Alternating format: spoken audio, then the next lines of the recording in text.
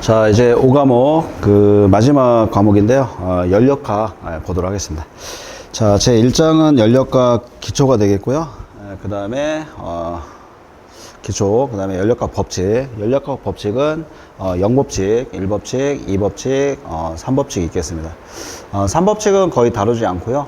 여러분들, 0법칙 조금, 0법칙은 쉬우니까. 1법칙, 2법칙이 좀 어려워서, 그래서 그런 법칙들. 그 다음에 1법칙하고 2법칙을 가지고 이제 굉장히 좀 어렵게 해야 되는 부분이 여기 이상기체가 있습니다. 자, 이상기체는 제가 오리엔테이션 시간에 얘기했는데요. 정적변화, 정합변화, 뭐 등원변화, 그 다음에 단열변화, 그 다음에 폴리트로픽 변화, 그 내용. 그 다음에 이제 주로 1법칙 갖다가 설명을 하고요. 그거 끝나면 제 2법칙 갖다가 이제 엔트로피 법칙, 그거 들어갈 겁니다. 거기까지가 해당되는 게 이상기체다. 자, 여기까지가 좀 핵심이고요. 이상기체가. 그 다음에는 열기관 사이클. 그래서 사이클에 대해 배울 건데 이제 보일러를 다뤄야 되니까 열기관 사이클, 그 다음에 추가적으로 냉동 사이클, 그 다음에 마지막으로 연력학을 하고 있는데 유체역학도 조금 하도록 하겠습니다. 자, 주로 연력학에 대한 장이기 때문에 5과목을 제목을 유체역학으로 안 빼고 연력학으로 뺀 겁니다. 그래서 1장부터 해가지고 5장까지가 얘가 연력학, 그 다음에 여기 유체역학은 그냥 참고사항으로 조금 이제 나오면은 그 정도는 맞추겠다. 그래서 그렇게 실어놨습니다. 그리고 연습 문제로 구성이 되어 있고요. 제 1장부터 한번 보도록 하겠습니다.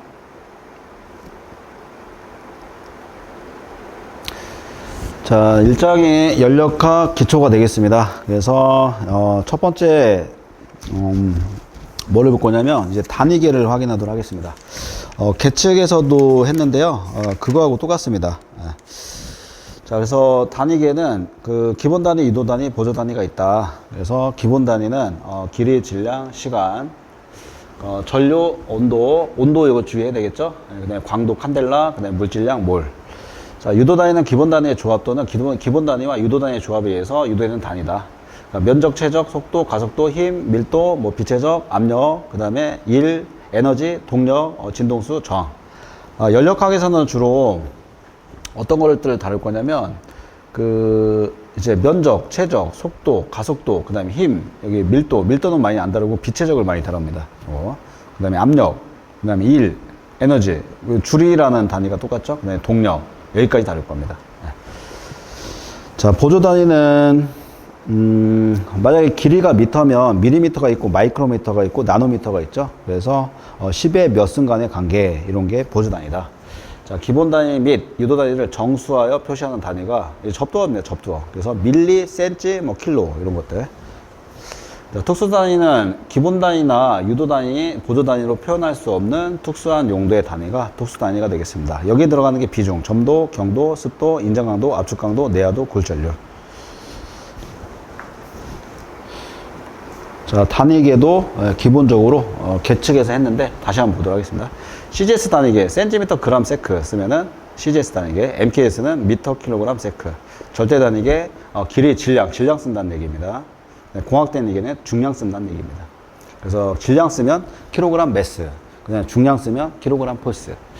자, SI 단위계는 MKS에다가 절대 단위를 사용한 겁니다. 그래서 요거 두 개 묶은 게 그리고 엔드입니다. 엔드. 그리고 그래서 얘를 SI 단위계라고 한다.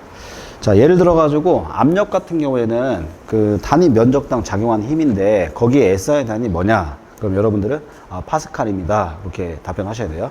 그래서 1파스칼은 1뉴턴/m 제곱이기 때문에 그렇습니다. 그래서 SI 단위 좋은 예가요. 압력이 뭐냐? 압력의 SI 단위 뭐냐? 압력은 기호가 P인데 파스칼입니다. 이렇게 답변하셔야 됩니다. 1파스칼. 그래서 얘가 1뉴턴/m 제곱이기 때문에 그렇습니다. 자, 이렇게 답변하면 안 된다는 얘기입니다. 킬로그램 폴스/m 제곱입니다.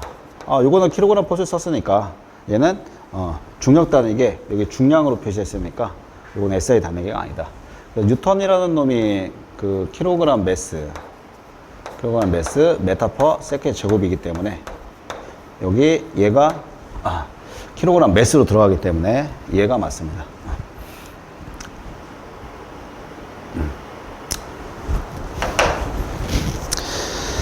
자, 기초적인 내용, 기본적인 내용 확인했고요. 그래서 연력학에서는 이제 온도가 중요하지 않습니까? 그래서 섭씨 온도하고 이제 화씨 온도, 절대 온도가 켈빈 온도를 많이 써가지고 그래서 절대 온도 보도록 하겠습니다.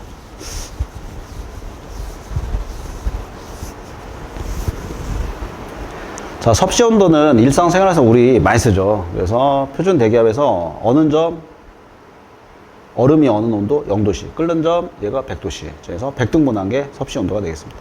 자, 화씨 온도는 섭씨 온도는 100등분한 건데 화씨 온도는 180등분한 거죠. 그래서 어는 점을 32도, 끓는 점을 212. 그래서 요거 212에서 32를 빼면 180이 나오죠. 그래서 180등분한 건데. 자, 그래서 섭씨 온도하고 화씨 온도 계산할 때 만약에 화씨 온도 계산해라. 그러면 요 관계가 어떻게 되냐면 도 F라는 놈은 5분의 9나 1.8을 씁니다. 도시에다가 플러스 32를 더합니다. 그래서 도시 온도하고 화씨 온도가 같아지는 온도 그냥 1차 필기 때도 알려줬는데 마이너스 40이 나옵니다. 그래서 예를 들어가지고 여기다 X, 그 다음에 여기다가 1.8X 플러스 32 하면 저 X를 풀면 마이너스 40이 나옵니다. 그래서 마이너스 40 도시하고 마이너스 40 도 F는 같다. 도시 온도하고 섭씨 온도가 같아지는 온도는 몇 도냐? 그래서 정답이 마이너스 40. 만약에 에너지 관리 기사에서 이런 게 나온다. 이건 너무 쉬운 거죠. 그래서 절대 틀려서는 안 되겠습니다. 거의 안 나옵니다. 이거 지금 한 거는. 자, 이제 절대 온도인데 이제 켈빈 온도를 많이 쓰기 때문에 원래는 제목이 절대 온도인데요. 이 절대 온도에 섭씨 온도의 절대 온도, 얘가 켈빈 온도를 씁니다. 섭씨 온도의 절대 온도. 자, 그럼 화씨 온도의 절대 온도도 있는데 걔는 랭킹 온도라고. 그래서 3번하고 4번이 절대 온도가 되겠습니다.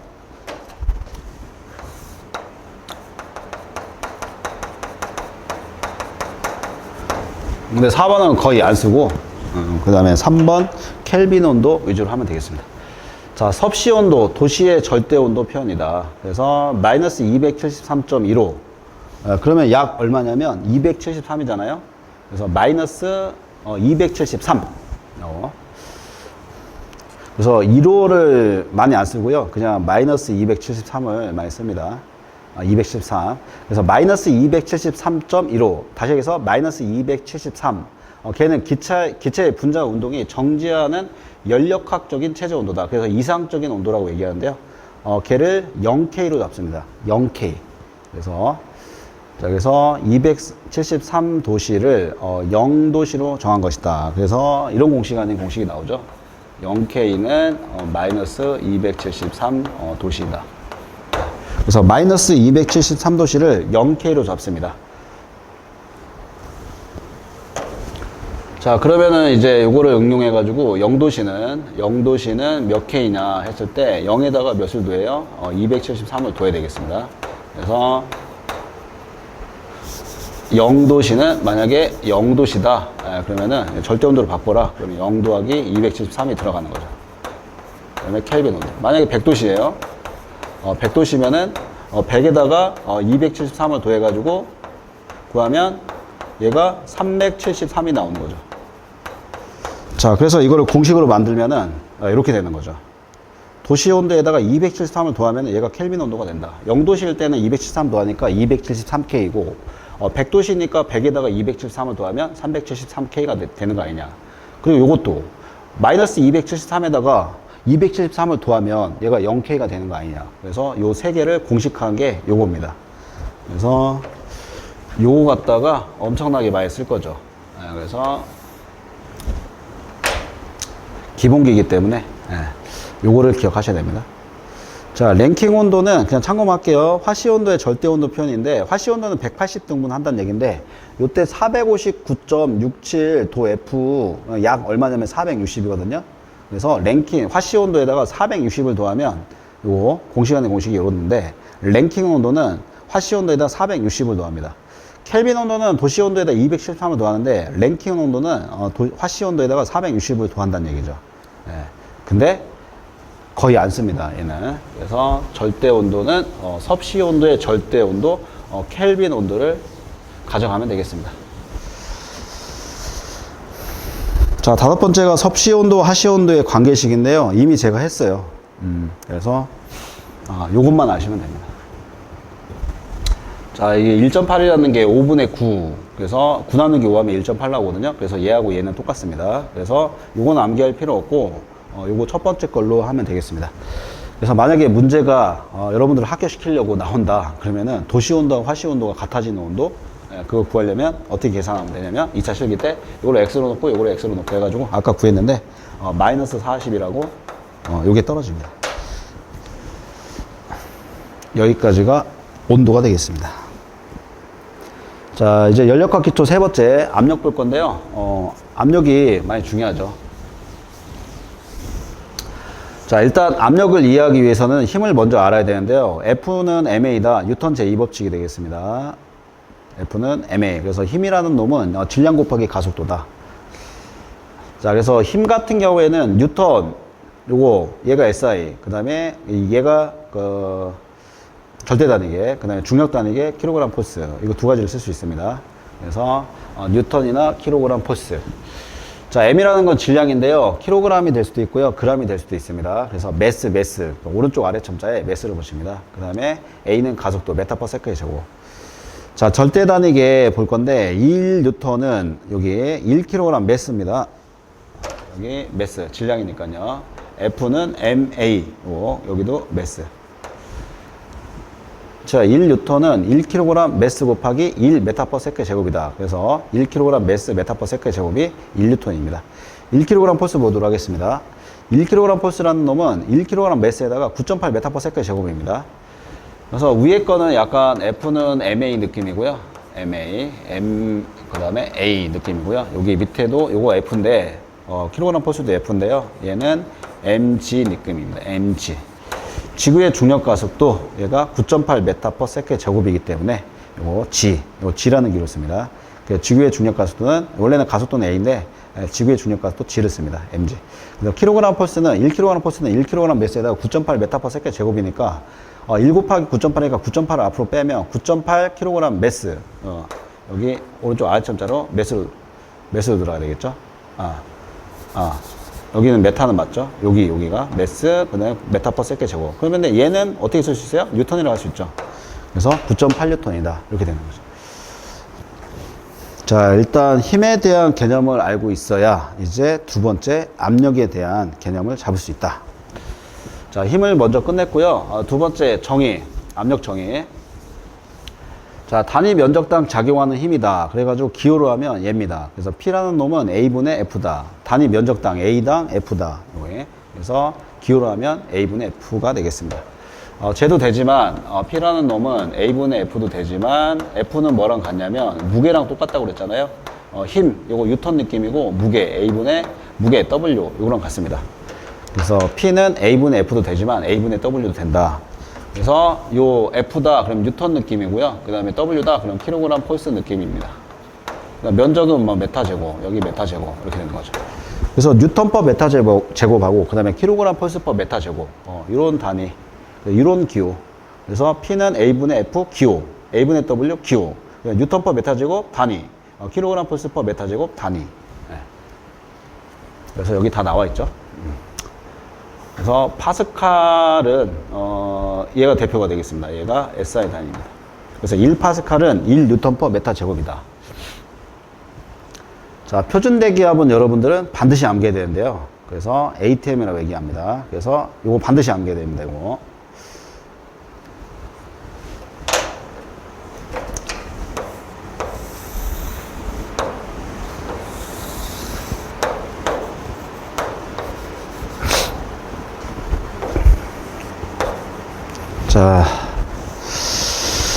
자, 실기까지 왔으니까, 기본적으로 요거는, 어느 정도 다 암기하고 있겠죠. 그래서 1ATM은 760mm, HG는 10332, H2O는 101.325, 파스칼은 101.325, 킬로파스칼은 101.3.25, 밀리바는 14.7 PSI다. 그 다음에 얘도 이렇게 쓰기도 해요. 1013.25를 1.01325. 그 다음에 여기 밀리니까 바로 써도 되는 거잖아요. 이것도 추가시키시고. 그 다음에 여기 미리미리 H2O는 킬로그램 폴스 퍼 뭐였다? 메타 제곱이었다. 네. 자, 메가파스칼 나왔는데, 메가파스칼도 이제 하겠습니다. 얘가 킬로그램, 자, 원래 파스칼, 킬로파스칼, 여기 킬로파스칼 나와 있는데, 파스칼도 나와 있고요. 여기 파스칼의 단위는 뉴턴 퍼 메타 제곱입니다. 자, 그 다음에 킬로파스칼은 킬로 뉴턴 퍼 메타 제곱이 되겠습니다. 자, 그럼 메가파스칼은 뭐겠냐, 여기. 그래서 얘가, 파스칼하고 메가파스칼은, 메가라는 게 원래 10의 6승이니까, 뭐, 그래서 여기서 하나, 둘, 셋, 넷, 다섯, 6개 딱 찍으면 0.1 나오잖아요. 예. 그래서 0.1 메가파스칼 이렇게 떨어지는 건데, 얘가 0.1 메가파스칼인데, 메가파스칼의 단위도 알면 좋다는 얘기입니다. 그래서 뉴턴 퍼 밀리미터의 제곱이다. 밀리미터의 제곱이다. 자, 그래서 메가파스칼은 뉴턴 퍼 밀리미터의 제곱이다.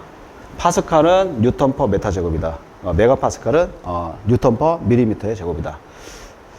자, 메타 제곱하고 밀리미터 제곱은 이거 몇 배 간의 관계가 있냐면 1m는 1000mm니까 제곱을 하면은 10의 3승에다 제곱을 하니까 10의 6승 간의 관계가 맞잖아요. 그래서 파스칼하고 메가파스칼은 얘가 10의 6승 간의 관계가 있으니까 단위를 미리 이렇게 바꿔놓고 암기를 해놓으면 이제 보는 눈이 생길 수 있습니다. 그래서 메가파스칼은 이렇게 바꿀 수 있는 기본기가 좀 필요하고, 파스칼은 뉴턴 퍼 메타 제곱이다. 킬로파스칼은 킬로 뉴턴 퍼 메타 제곱이다. 그 다음에 밀리바도 이렇게 바꿀 수 있어야 된다. 자, 그 다음에 한 가지 더 추가적으로요. 여기다가 이렇게도 할 수 있어요. 이쪽에서 이제 하나, 둘, 셋, 네 개 가죠. 네 개 가면은 1.0332 이것도 되는 거거든요. 그래서 1.0332도 좀 알면 좋습니다. 그래서 1.033인데요. 자, 이제 왼쪽으로 하나, 두 개, 세 개, 네 개 갔거든요. 그러면 이 단위가 뭐냐면 킬로그램, 폴스 퍼, 얘가 센티미터의 제곱이 됩니다. 이것도 알면 좋습니다. 자, 10332 mm/H2. 다시 얘기해서 10332 kg 폴스 퍼 메타 제곱인데, 요 메타 제곱하고 여기 센티미터 제곱이 어떻게 되냐? 1m는 100cm니까 10의 제곱배인데, 10의 제곱배의 제곱이니까 10의 4승. 10의 제곱의 제곱이니까 10의 4승이니까 만이지 않습니까? 그래서 여기다가 하나, 둘, 셋, 넷 이렇게 딱 찍으면 만배잖아요. 그래서 1.0332. 그래서 킬로그램 폴스 퍼 제곱 센티미터. 여기까지 가면은 단위 환산을 자유자재로 이렇게 할 수 있습니다. 자, 정리하겠습니다. 그래서 표준대기압 얘 갖다가 거의 단위 환산을 막 할 건데요. 이걸 모르면은 여러분들이 이 관계를 모르면 단위 환산하는 게 굉장히 어렵고 문제를 풀 수가 없습니다. 그래서 1ATM은 760mm HG는 10332mm H2는 101.325 파스칼은 101.325 킬로파스칼은 1013.25 밀리바는 14.7 PSI다. 자, PSI는 거의 안 쓰는데, 지금 제가 여기서부터 여기까지 정리한 거 연력학에서 많이 씁니다. 그래서 10332mm H2는 10332 kg 폴스 퍼 메타 제곱하고 같고, 그 다음에 여기서 하나, 둘, 셋, 넷, 하나, 둘, 셋, 넷 칸 관계 1.0332 kg 폴스 퍼 센티미터 제곱. 이걸로 바뀔 수 있고, 자, 그 다음에 101325 파스칼인데, 101325 뉴턴 퍼 메타 제곱으로 바꿀 수 있어야 되고, 킬로 파스칼은 킬로 뉴턴 퍼 메타 제곱으로 바꿀 수 있어야 되고, 그 다음에 파스칼하고 메가파스칼의 관계는 10의 6승 간의 관계가 있으니까 얘가 1ATM은 0.1 메가파스칼인데, 다시 얘기해서 101.325 파스칼은 0.1 메가파스칼인데, 이 메가파스칼의 단위도 미리 암기해 놓으면 좋습니다. 뉴턴 퍼 밀리미터의 제곱. 그 다음 메타 제곱하고 밀리미터의 제곱은 10의 6승 간의 관계가 있으니까 저 관계가 성립합니다. 자, 그래서 이 부분은 제가 좀 강조하고 싶네요. 자, 공학기압은 거의 연력학에서 거의 안 쓰니까 그냥 참고만 하도록 하겠습니다. 자, 이거를 AT라고 하는데 그냥 줄여서 AT라고 합니다. 그래서 엔지니어링 프레셔 이렇게 하는데, 표준대기압이 공학적으로 사용되는데 있어. 소수점 때문에 불편함으로 공학기압을 정의해서 간단히 사용하고 있다 했는데 이렇게 되는데요. 이거 거의 안 씁니다. 그래서 요거 열심히 하시면 되겠습니다. 자,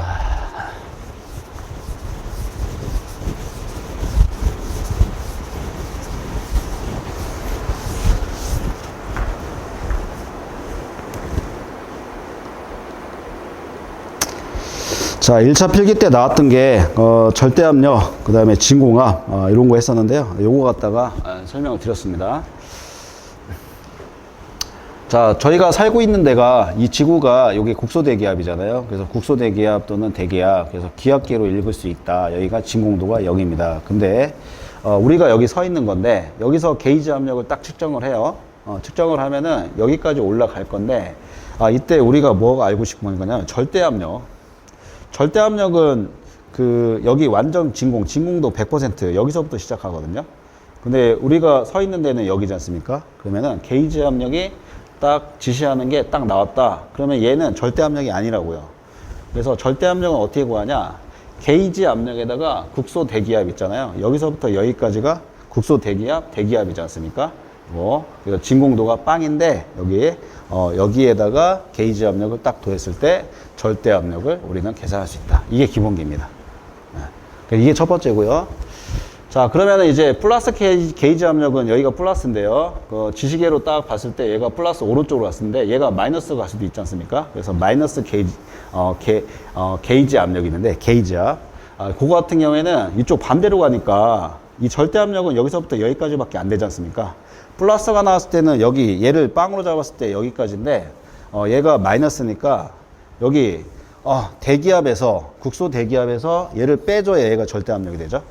그래서 이런 공식이 나오는 거죠. 기본적으로 절대 압력은 게이지 압력 더하기 국소 대기압.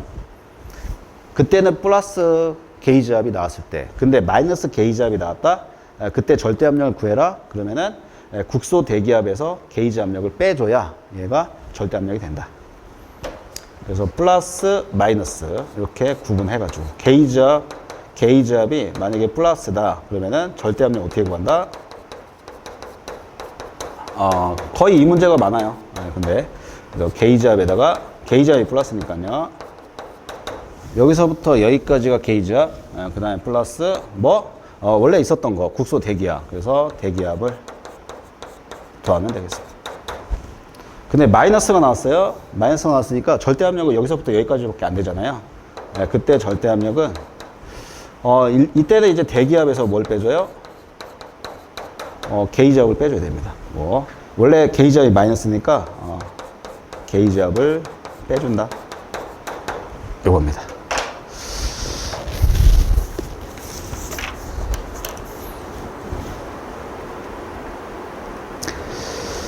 자, 그리고 진공도를 여기다 체크하고요. 여기가 빵이고 여기가 진공도가 100%다. 여기가 0%고 여기가 100%가 아니고 진공도 여기가 국소대기압, 대기압 쪽이 여기가 진공도가 빵이고 여기가 100%다. 자, 지금 설명한 거 교재에 나왔는데 같이 한번 보도록 하겠습니다. 자, 다시 한번 상기시킬게요. 절대압력은 완전 진공을 기준으로 한다. 그래서 완전 진공이 여기를 얘기한 겁니다. 완전 진공이라고 하면 진공도가 100%짜리죠. 자, 게이지 압력은 국소 대기압을 기준으로 합니다. 국소 대기압이라고 얘기하는 거는 원래 지구가 이렇게 동그랗게 되어 있잖아요. 이렇게 동그랗게 되어 있는데 이렇게 조금씩 이렇게 나와 있을 수 있어요. 이렇게 조금씩 이렇게 나와 있을 수 있습니다. 그래서 동그랗다고 가정하면 안 되고 실제 이렇게 울퉁불퉁한 데 있죠. 이런 거를 국소 대기압이라고 얘기합니다. 그래서 게이지 압력은 국소 대기압 기준 하는데 동그라니까 어디에서 측정해도 다 같다? 그건 아니라는 얘기죠. 그래서 국소 대기압이 있는데요. 우리는 일반적으로 표준 대기압을 이용하죠. 국소 대기압은 실제 대기압 얘기한 겁니다. 그래서 국소 대기압 하면은 표준 대기압도 같이 비교하면서 봐야 되겠죠. 표준 대기압은 저랑 배웠어요. 좀 전에. 그래서 1ATM은 760mm HG는 10332mm H2는 그거 배웠는데 헷갈리면 그냥 거의 같이 쓰면 되겠습니다. 그러니까 원칙적으로는 표준 대기압하고 국소 대기압은 다른 거다. 근데 헷갈리면 같이 써도 된다. 자, 그래서 표준 대기압 나왔어요. 해수면에서의 국소 대기압의 평균값이다. 이게 평균입니다. 이게 평균. 이걸 많이 쓴다는 얘기죠. 토리첼리 실험에 의해서 얻어진 값이다. 해수면. 자, 국소 대기압은 대기의 무게에 의한 압력으로 측정하고요. 위도, 고도, 날씨 등에 달라진다는 얘기입니다. 지금 이런 그림하고 똑같아요. 자, 진공압 보도록 하겠습니다. 대기압보다 압력이 낮은 상태의 압력입니다. 대기압이 지금 저쪽 위에 있잖아요. 위에. 그래서 압력이 낮은 상태의 압력인데 진공계가 지시하는 압력이 얘가 진공압이 되겠습니다. 그래서 여기가 100%고요. 저 위에가 0%죠. 지구상에 딱 밟고 있는 데가 0%, 얘가 100%가 되겠습니다. 여기서부터 이렇게 내려옵니다. 0%부터 해서 얘가 100%가 된다. 자, 그래서 진공도는 어떻게 구하냐? 얘 퍼센트를 구하는 건데 곱하기 100%에서 국소 대기압분의 진공압, 이게 마이너스죠. 그래서 국소 대기압분의 마이너스 게이지압 곱하기 100% 이렇게 구한다. 그래서 여기 국소 대기압, 대기압 쪽이 0%고 이쪽으로 갈수록 100%가 된다. 그래서 완전히 내려왔을 때가 진공도 100%가 된다. 자, 압력이었고요. 자, 압력이 좀 많이 중요합니다. 그 다음에 밀도와 비체적 참고로 보도록 하겠습니다. 자, 밀도는 로라는 기호를 씁니다. 그래서 덴서티고요. 단위 최적당 질량이다. 그래서 기호로 하면은 로는 V분의 M이다. M이라는 건 질량 얘기한 겁니다. 자, 사도시 물의 밀도가 1, 그 다음에 이렇게 쓸 수도 있고, 이렇게 쓸 수도 있고, 이렇게 쓸 수도 있고, 이렇게 쓸 수도 있습니다. 다 알아야 됩니다. 기본적으로. 1g per 세제곱센티미터는 1kg per 리터고, 1톤 per 메탄 함승이고, 얘는 1톤이니까 1000kg, 1000kg 매스 per 메탄 함승이다. 자, 압축성, 비압축성 유체하고, 압축성 유체를 좀 비교를 할 건데요. 비압축성 유체는 물이 대표입니다. 그 다음에 압축성 유체는 공기가 대표입니다. 다시 얘기해서 기체가 대표입니다. 물이나 기름 이 정도 보면 되겠습니다. 그래서 물을 많이 생각하면 되겠습니다. 물 같은 경우에는 용기에 넣고서 이렇게 누르려면 안 들어가요. 그런 거를 비압축성 유체라고 합니다. 고체 액체는 온도와 압력이 변해도 부피가 거의 변하지 않으므로 부피가 안 변한다는 얘기입니다. 그래서 압축이 안 된다. 그래서 밀도가 변하지 않는다. 압축성 유체는 기체입니다. 고체하고 액체는 안 변합니다. 근데 기체는 이게 누르면 들어갑니다. 온도와 압력이 변화에 따라서 부피가 크게 변합니다. 요겁니다. 그래서 밀도가 변할 수 있다. 따라서 기체의 경우 측정 당시의 온도, 압력 값을 반드시 표기해야 된다. 그래서 온도하고 압력에 영향을 많이 받는다. 표준 상태인 0도시 1atm일 때를 기준 STP, 그래서 스탠다드 템퍼러처 앤 프레저 해가지고 0도시 1atm으로 하여 비교하게 된다. 그래서 이 스탠다드를 노말이라고 같이 썼죠. 그래서 0도시 1atm. 그래서 항상 어떤 기준이 필요한데 표준 상태를 기준으로 합니다. 그 표준 온도가 0도시고요. 표준 압력이 1atm이 되겠습니다. 자, 비체적 보도록 할게요. 그 연력학에서 많이 쓸 건데요. 그 대문자 V, 그 다음에 오른쪽 아래첨자 S보다는 이 소문자 V를 많이 씁니다. 이 소문자 V는 속도가 아닙니다. 그 다음에 부피도 아닙니다. 그래서 비체적 소문자 V 쓸 겁니다. 자, 비체적은 질량분의 최적이잖아요. 질량분의 최적인데 최적당 질량이 밀도였잖아요. 그래서 밀도가 최적당 질량인데 최적당 질량이 반대로 들어갔잖아요. 그러니까 밀도분의 1이 비체적이다. 그래서 요거 잘 안 쓸 거고 그 소문자 V 쓸 거다. 요거 잘 안 쓸 거다. 소문자 V 쓸 거다. 그러니까 소문자 V는 속도가 아니다. 그 다음에 최적이 아니다. 그래서 비체적은 요런 단위 메타 삼승 퍼 킬로그램. 그래서 밀도의 역수가 비체적이 된다. 자, 그래서 비체적은 밀도와 역수 관계이다. 반비례다. 그래서 밀도보다는 연력학에서는 비체적을 더 많이 사용할 겁니다.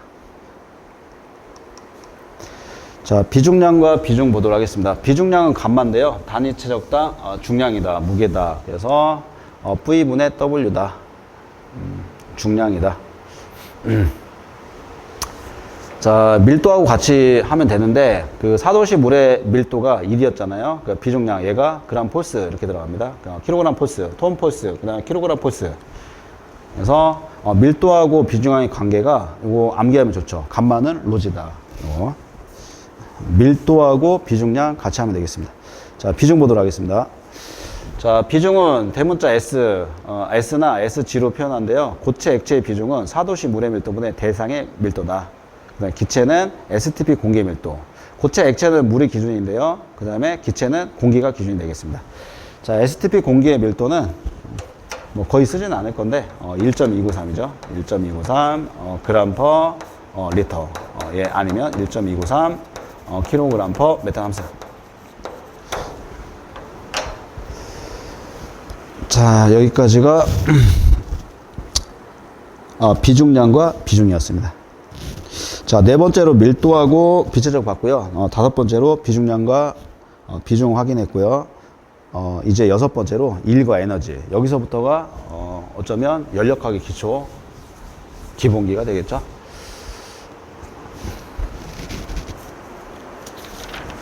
자, 압력할 때 요 힘 했기 때문에 힘은 넘어가도록 하겠습니다. 1로 보도록 하겠습니다. 1. 압력할 때 힘 했습니다. 1부터 보도록 하겠습니다. 자, 1이라는 놈은 얘는 워크다. 그래서 W인데요. 얘가 힘 곱하기 길이다. 1은 힘 곱하기 길이다. 그래서 절대 단위로 줄을 많이 씁니다. 줄. 그래서 1N의 힘으로 1m를 이동시키면 얘 1줄에 1을 했다. 그렇게 얘기하고. 그 다음에 1kJ 같은 경우에는 10의 3승 줄이죠. 그 다음에 1메가줄은 10의 6승 메가. 메가라는 건 10의 6승, 킬로는 10의 3승. 그 다음에 기가 10의 9승. 기가는 거의 안 쓸 겁니다. 자, 절대 단위였고요. 그 다음에 중력 단위 보도록 하겠습니다.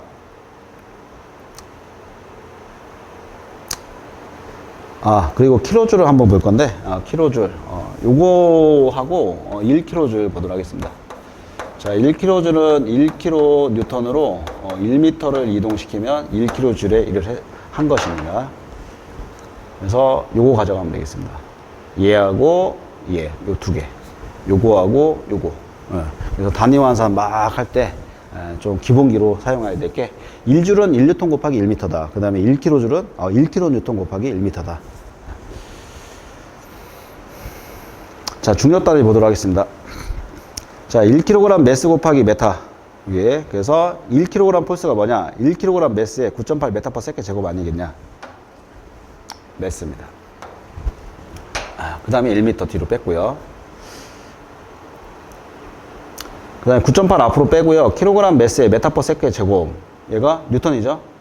뉴턴 곱하기 메타. 그래서 9.8 뉴턴 곱하기 메타. 그래서 요거보다는 위에 걸 더 많이 쓸 겁니다. 요게 중요합니다. 1줄은 1N 곱하기 1m다. 1kg 줄은 1kN 곱하기 1m다. 에너지 보도록 하겠습니다. 자, 일을 할 수 있는 능력이 에너지다. 그래서 에너지하고 일은 같습니다. 일을 할 수 있는 능력이니까 에너지가 있다, 일을 할 수 있다. 일을 할 수 있다, 그럼 에너지가 있는 거다. 그래서 일하고 에너지는 같은 거다. 자, 위치 에너지하고 운동 에너지하고 볼 건데, 위치 에너지는 요거 mgh고요. 운동 에너지는 2분의 1 mv 제곱입니다. 그래서 걔가 외부에 일을 하면 에너지는 감소한다. 당연한 거죠. 그래서 외부로부터 일을 받으면 에너지는 증가한다. 바깥으로 일을 하면 에너지가 내부 에너지는 감소하고, 그 다음에 외부로부터 일을 받으면 그 내부 에너지는 증가한다. 당연하죠. 일과 에너지 정리. 그래서 한 일의 양은 에너지 변화량과 같다. 그래서 요 기호를 이렇게 얘기합니다. 요게 한 일이고요. 1 W. 그 다음에 에너지의 변화 델타 EK. 한 일의 양은 에너지 변화와 같다. 자, 여섯 번째였고요. 그 다음 일곱 번째 열량과 비열 보도록 하겠습니다. 요 포인트가 엄청 중요합니다. 연력학 기초에서. 자, 열량. 그래서 Q는 CMT다. CM 델타 T다. 그래서 C암탁이다. 그래서 요거 기본적으로 엄청 많이 사용하는 게 요겁니다. 그래서 Q는 열량, 킬로칼로리. 그 다음에 C는 비열. 비열의 단위 잘 봐야 되는데, 킬로칼로리 퍼 킬로그램 도시가 있고요. 그 다음에 킬로줄 이것도 있습니다. 킬로줄 퍼 킬로그램 주로 많이 쓰는 것만 하도록 하겠습니다. 그 다음에 K도 있습니다. 도시 써도 되는 거고요. 그 다음에 줄 퍼 그램, 그 다음에 도시도 되는 거고요. 이렇게 여러 가지가 있습니다. 줄 퍼 그램, 여기 켈빈 온도가 있고요. 그래서 지금 제가 적은 게 다 비열의 단위가 되겠습니다. 킬로칼로리 대신에 킬로줄 써도 된다는 얘기예요. 그래서 킬로줄 써도 되는데 줄 써도 된다는 얘기예요. 그 다음에 칼로리도 있을 수 있죠. 칼로리 퍼 그램, K 써도 되는 거고, 도시 써도 되는 거고. 그래서 지금 제가 적은 게 다 비열의 단위다. 그래서 여러 가지를 다 볼 줄 알아야 됩니다. 자, 질량은 킬로그램 아니면 그램, 그 다음에 온도차는 델타 T인데 도시, 아니면은 켈빈 온도. 섭씨 온도 차하고 켈빈 온도 차는 같습니다. 자, 1kcal하고 1BTU하고 1CHU 있는데요. BTU하고 CHU는 거의 안 쓰니까 1kcal 이거 보도록 하겠습니다. 자, 그 다음에 열량 관계 요거 보고 요거 보도록 하겠습니다. 킬로칼로리 표준 대기압 하에서 순수한 물 1kg에 14.5도씨, 15.5도씨까지 1도씨 또는 1K, 1도씨하고 1K, 1kB 정도는 같습니다. 올리는데 필요한 열량이 1kcal다. 자, 두 번째 BTU하고 CHU는 그냥 참고만 하고요. 그냥 바로 이쪽으로 들어가도록 하겠습니다. 열량 단위 관계 1kcal는 4.1868kJ이 정확한 값이다. 그래서 어떤 분은 이거 저는 이제 수업 시간에 186 연력화 할 때 요 정도 쓰고요. 어떤 분은 4.184 쓰시는 분이 있고요. 그 다음에 어떤 분은 4.185를 쓰시는 분도 있다. 근데 저는 4.186을 쓸 거다. 원칙적으로는 4.1868kJ이 얘가 1kcal다. 자, 2차 실기 때 이렇게 뭐 해도 되고요. 4.18kJ 그냥. 근데 4.2줄 다른 공학에서 4.2줄도 많이 쓰는데요. 지금은 에너지 관리 기사에서 좀 정확한 값을 계산해야 되기 때문에 이거 4.186이나 4.18 갖다가 저는 계산할 겁니다. 그래서 1kcal는 4.186kJ이다. 반드시 암기해야 됩니다. 자, 그러면 이제 같이 해가지고 뭘 해야 되냐면 1칼로리도 정리해야 되겠죠. 1칼로리는 4.186 줄이다. 이것도 알아야 됩니다. 1칼로리는 4.186줄이고요. 그 다음에 1kcal는 4.186 kJ이다. 같은 거죠. 그 다음에 요거는 몰라도 되겠습니다. 요거 뒤에는. 그래서 열량에서는 킬로칼로리하고 킬로줄 요걸 많이 쓸 거다. 아니면 칼로리 줄 요거를 많이 쓸 거다. 자, 비열 보도록 하겠습니다.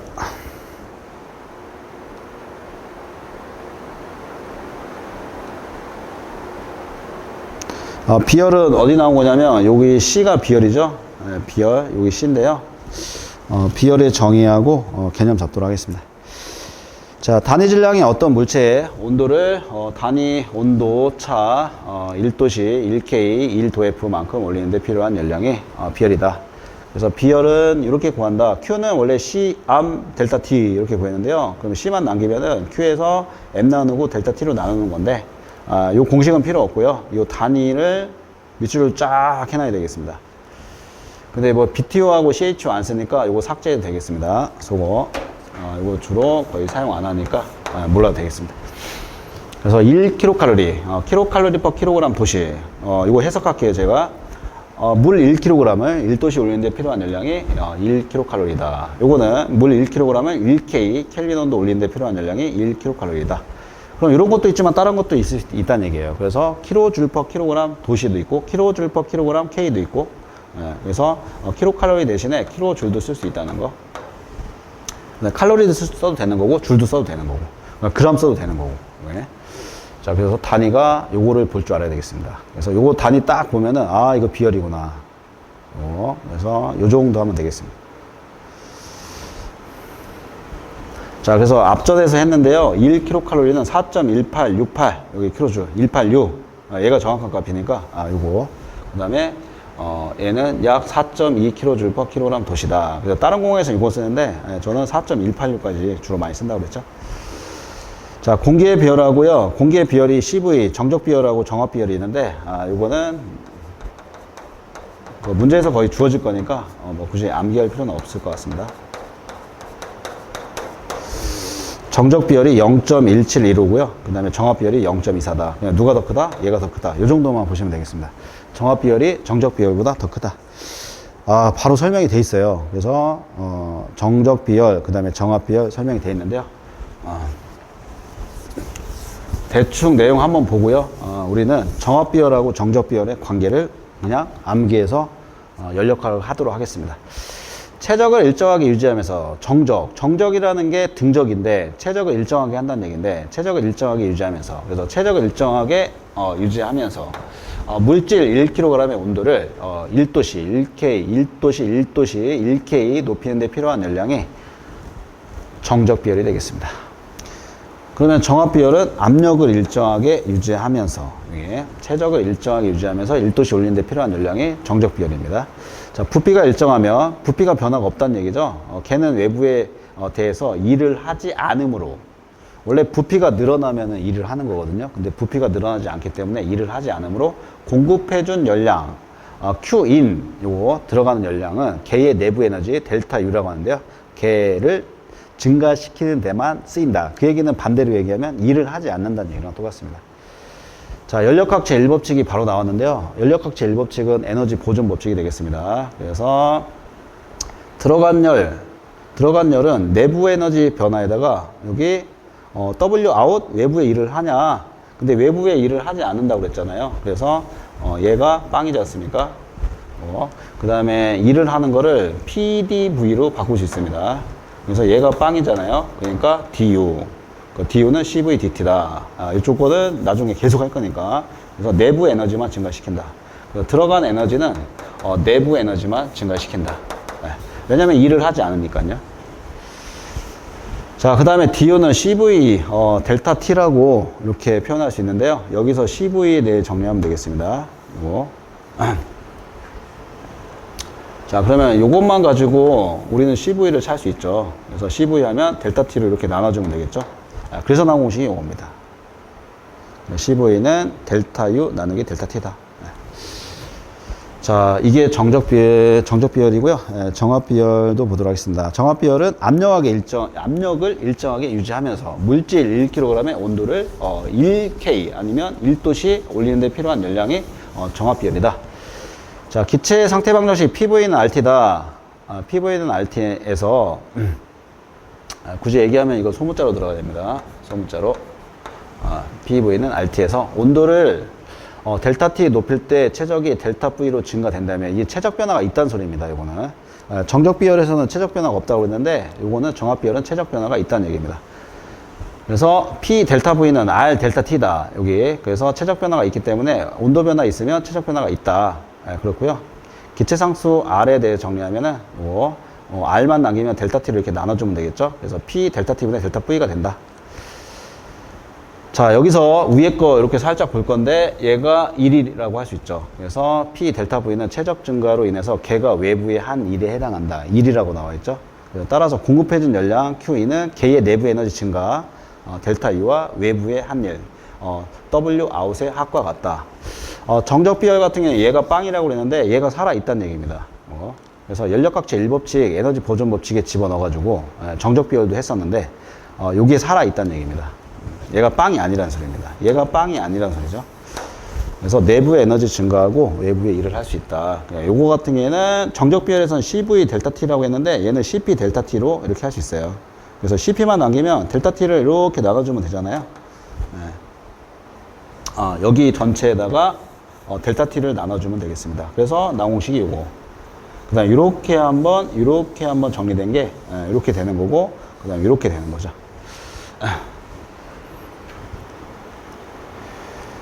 자, 그래서 델타 T분의 델타 U 남고요. 그 다음에 요거 있잖아요. 요거를 우리는 기체상수 R이라고 얘기합니다.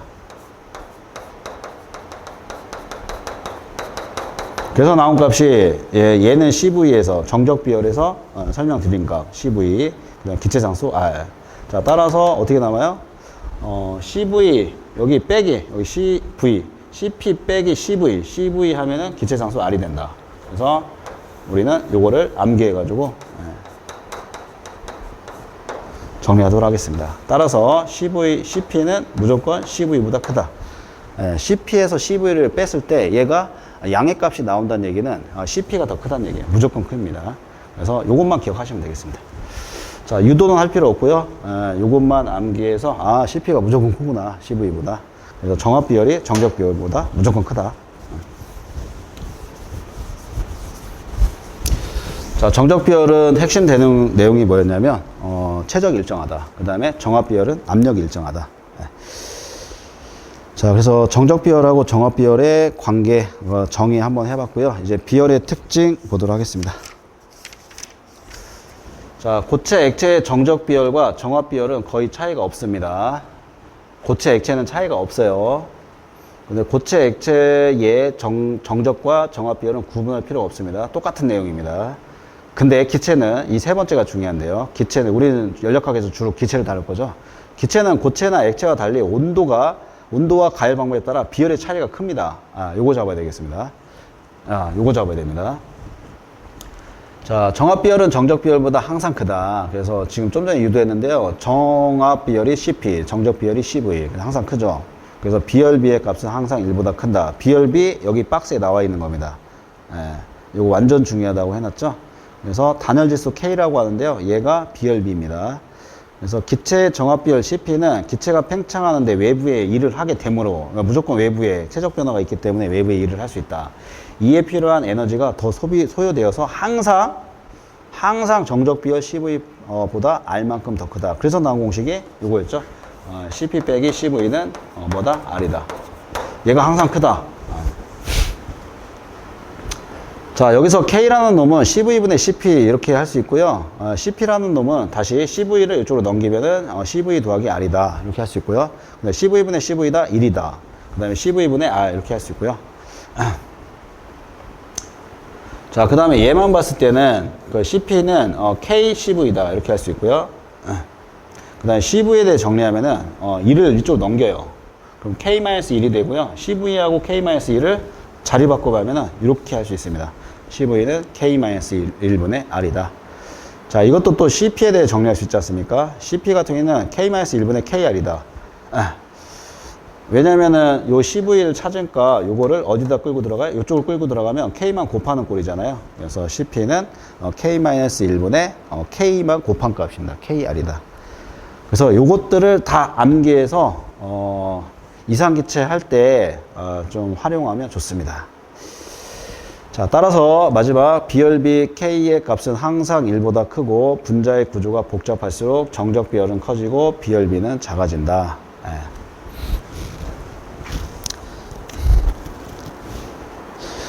자, 다섯 번째 일의 열당량과 열의 일당량은 그냥 참고하고 그냥 넘어가도 되겠습니다.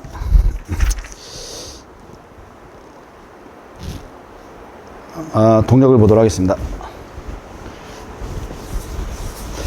자, 동력 첫 번째 그 동력은 뭐 파워라고 얘기하고요. 단위 시간당 한 일의 양을 얘기합니다. 그래서 P는 T분의 W다. 1이니까 얘가 단위 시간당 일한 양이다. 그래서 줄 퍼 세크 와트라는 걸 굉장히 많이 씁니다. 이게 굉장히 중요하고요. 킬로와트도 씁니다. 킬로와트. 킬로와트하고 와트의 관계는 10의 3승 간의 관계가 있죠. 그래서 1킬로와트는 10의 3승 와트다.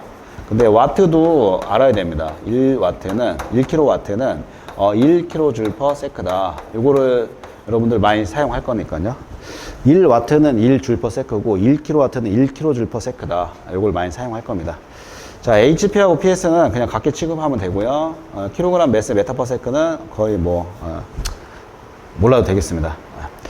자, 1kJ은 1kJ per sec라고 지금 했는데 자, 1kJ per sec를 요거 1kcal는 4.181kJ이고 이렇게 소거하면서 뭐로 바꿀 수 있냐면 요거 kcal per hour로 바꿀 수 있죠. 얘가 얼마냐면 약 860. 암기하면 좋은데요.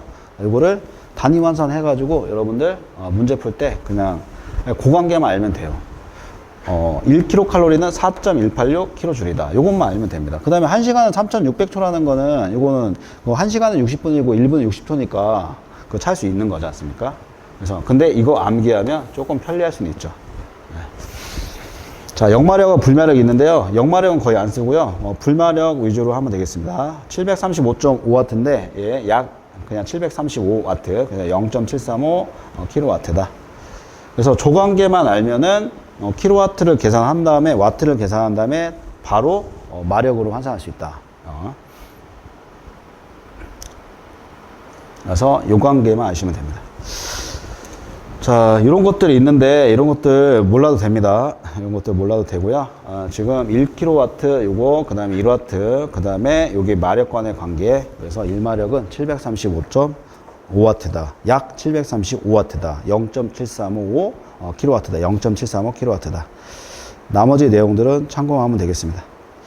자, 이런 것들 다 암기하면 좋긴 해요. 그래서 특히 요거 거의 안 쓰고 요거 거의 안 쓰고 요 정도 쓸 겁니다. 그래서 1kW는 102kg 펄스 메타 퍼 세컨드인데 얘가 860kcal. 요거는 좀 전에 앞부분에서 여기 했지 않습니까? 그래서 1.36 PS 마력으로 계산하면 계산할 수 있어요. 그 다음에 요거 쓴다고요. 3600kJ per hour. 이거 다 단위 환산해서 나온 숫자가 있습니다. 근데 굳이 암기할 필요는 없습니다. 그래서 문제를 풀면서 그때그때 해결하면 되겠습니다.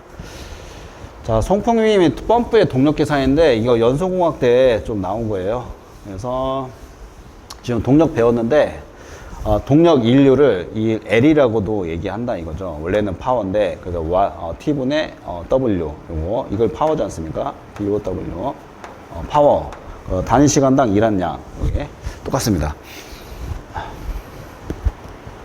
자, 그래서 L 파워는 T분의 W가 똑같습니다. 그래서 이렇게 바꿀 수 있다는 얘기예요. 이 포인트 봐야 되는데 이렇게 바꿀 수 있다는 얘기예요. W는 P 곱하기 V다. 자, P를 앞으로 빼고 T분의 V다. T분의 V 요거 Q로 바꿀 수 있어요. 이게 최적이니까 메타 3승 그 다음에 여기 T니까 세크. 그러니까 유량으로 바꿀 수 있다는 얘기입니다. 그래서 압력을 W는 PV다. 이 관계에서 P를 앞으로 빼고 T분의 V니까 메타 3% 세크니까 유량 아니겠냐. 그래서 L은 PQ다.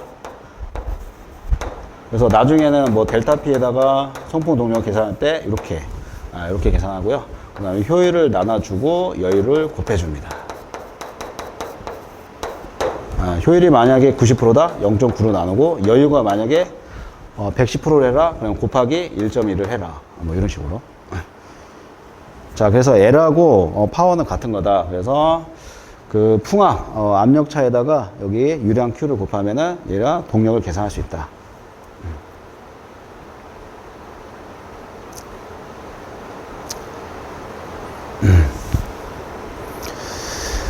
자, 밑에는 뭐 완전 기본기인데요. 요런 것들 좀 가져가면 좋겠습니다. 그래서 P는 감마 H, 그 다음에 감마는 로지다. 이 정도. 자, L은 PQ라는 거는 지금 유도했고요. 그 다음에 요렇게도 할 수 있습니다. 그래서 감마 HQ, 이건 몰라도 되는데, 요 정도, 할 필요도 있죠. 이게 이건데, 똑같은 건데, 감마, 여기 HQ, 여기. 그래서 이 압력을 수도차로 바꿀 수 있고요. P는 감마 H이기 때문에 그렇습니다. 여기 P는 감마 H 이렇게 할 수 있고 감마 대신에 로지, 감마는 로지니까 이렇게 바꿀 수 있습니다.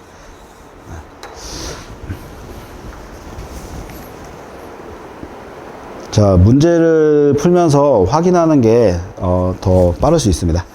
자, 9번째 연력학적 해.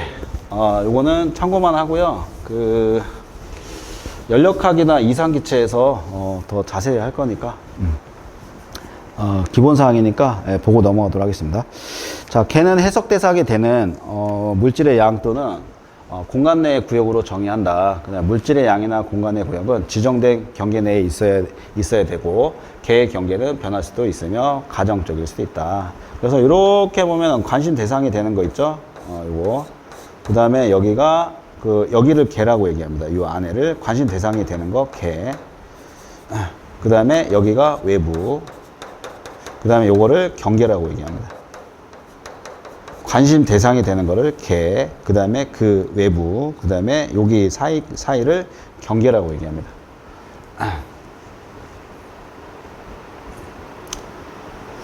자, 밀폐계 보도록 하겠습니다. 밀폐계, 개방계, 그 다음에 이런 것들 정의하도록 할게요. 밀폐계를 닫힌 계, 폐쇄계, 비유동계라는데, 개의 경계를 통해서 열이나 일은 전달되지만 동작물질이 이동하지 않는 계를 밀폐계라고 얘기합니다.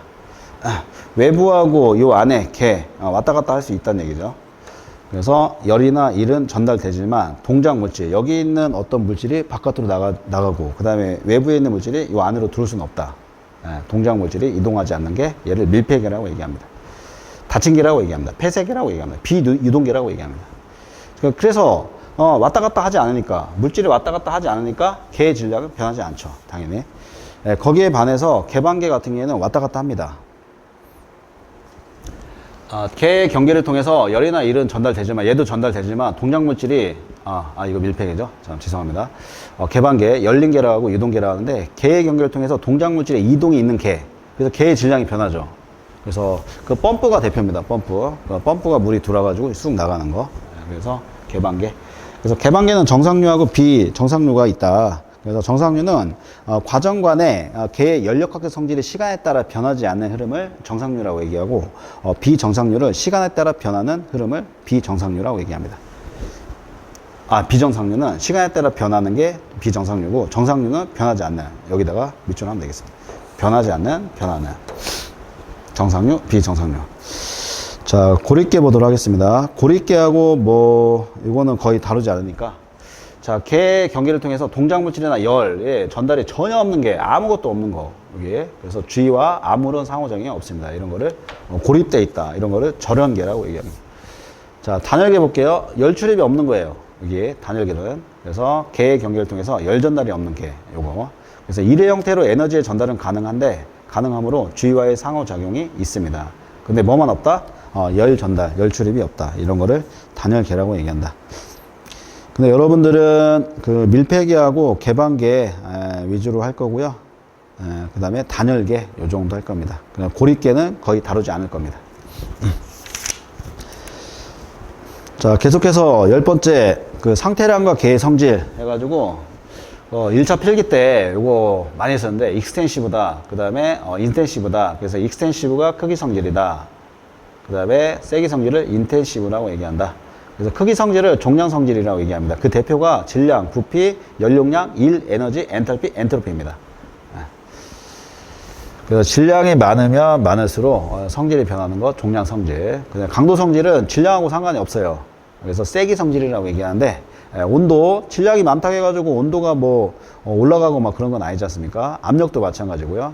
그 많은 양이 있다고 해가지고 압력이 굳이 높은 건 아니지 않습니까? 농도도 마찬가지고요. 비체적도 마찬가지고 밀도, 비열, 열 전달률. 자, 그 외에 뭐 비엔트로피 뭐 거기도 들어가고요. 그 여기 비엔탈피도 들어갑니다. 엔탈피하고 엔트로피는 여기 크기 성질, 종량 성질에 들어가는데 여기에 또 비엔탈피. 엔탈피는 또 세기 성질에 들어갑니다. 강도 성질에 들어갑니다. 여기에 그 킬로그램 발거든요. 여기에 킬로그램 답니다. 이렇게. 그래서 엔트로피 같은 경우에는 퍼 킬로그램을 달지 않는데 여기 강도 성질, 세기 성질 가면은 비엔탈피하고 비엔트로피는 뭐 퍼 킬로그램 이렇게 들어갑니다. 자, 마지막입니다. 물질의 과정 볼 건데 개 내에 동작 물질이 한 상태에서 다른 상태로 변화하는 것을 상태 변화라고 이 경로를 과정, 프로세스라고 한다. 자, 시스템 내 동작 물질이 한 상태에서 다른 상태로 변화하는 것을 상태 변화라고 한다. 상태 변화, 이거 잡고요. 이 경로를 뭐라고 한다? 프로세스라고 한다. 예를 들어가지고 그 온도하고 압력이 여기 1번 지점에서 여기 2번 지점으로 갔어요. 그래서 1번에서 2번으로 갔습니다. 여기를 상태라고 얘기하고요. 여기를 상태라고 얘기합니다. 근데 요 과정이 있죠? 요 과정을 경로라고 얘기합니다. 쉽게 얘기하면. 그래서 상태 함수, 1번 상태, 2번 상태 이렇게 얘기하는데 1번에서 2번으로 바뀌잖아요. 이런 거를 프로세스 과정이라고 얘기합니다. 자, 동작물질은 뭐냐면 동작유체라고 하는데 펌프에서 물이 들어오고 펌프에서 물이 나가잖아요. 그런 거를 동작물질. 그래서 개의 작동을 위해서 반드시 필요로 하는 물질인 자동차의 연료, 냉동기의 냉매, 증기기관의 수증기 등을 말하면 반드시 상변화를 일으켜야 된다. 이게 동작물질이고, 자, 가역변화하고 비가역변화 보고요. 그 다음에 준평형 과정 보도록 하겠습니다. 가역과정. 과정 도중의 임의의 점에 있어서 열역학적인, 열적, 역학적, 화학적 평형이 유지되며 어떤 마찰에 의하여 손실 등도 발생하지 않는, 따라서 개가 경로를 통해서 운동할 때 개의 주위에 아무런 영향을 남기지 않는 변화 과정으로서 자연계의 변화를 남기지 않는다. 실제로는 자연계에서는 존재하지 않는다. 요거 밑줄 하겠습니다. 가역 과정은 실제로는 자연계에 존재하지 않는다. 그러면 비가역 과정 보도록 하겠습니다. 현재 사용되고 있는 모든 사이클의 과정이 비가역 과정이다. 체크하겠습니다. 이것이 개의 주위에 영향을 미치며 평형이 유지되지 않는 비평형 과정이므로 자연계의 변화를 남깁니다. 그래서 현재 사용되고 있는 모든 사이클의 과정이 비가역 과정이다. 자, 준평형 과정 마지막으로 해서 1장 마치도록 하겠습니다. 자, 과정 중에 각 단계에 있어서 비평형이 지극히 작아서 평형을 유지해 가면서 조금씩 변화해 가는 과정. 그 과정 간의 상태를 평형 상태로 취급할 수 있는 과정이 준평형 과정이다. 자, 그래서 과정에서는 그 물질의 과정에서는 동작물질, 그 동작 유체 봤고요. 가역 과정하고 비가역 과정, 그 다음에 준평형 과정을 끝으로 해서 확인했습니다. 자, 이렇게 해가지고 1장 그 연력학 기초 끝났고요. 다음 시간에는 2장 연력학 법칙을 배워보도록 하겠습니다.